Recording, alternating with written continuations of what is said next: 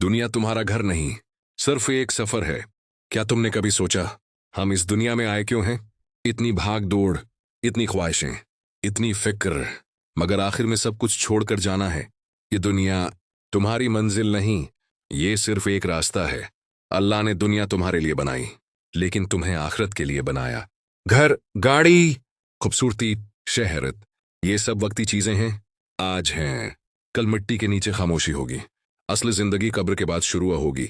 लोग दुनिया संवारने में पूरी जिंदगी लगा देते हैं, मगर आखिरत के लिए चंद लम्हे भी मुश्किल लगते हैं। नमाज मुअख्खर, कुरान भला दिया, दिल दुनिया में ऐसा गुम हुआ कि मौत याद ही न रही। सोचो, अगर आज तुम्हें अल्लाह के सामने खड़ा कर दिया जाए, क्या तुम वाकई तैयार हो? ये दुनिया धोखा भी है, इम्तिहान भी, और सिर्फ वही कामयाब होगा जो दुनिया में रहकर भी दिल आखिरत से जोड़े रखेगा। याद रखो, जो शख्स दुनिया को मकसद बना लेता है वो कभी सुकून नहीं पाता, और जो आखिरत को मकसद बना ले, अल्लाह दुनिया भी उसके कदमों में डाल देता है।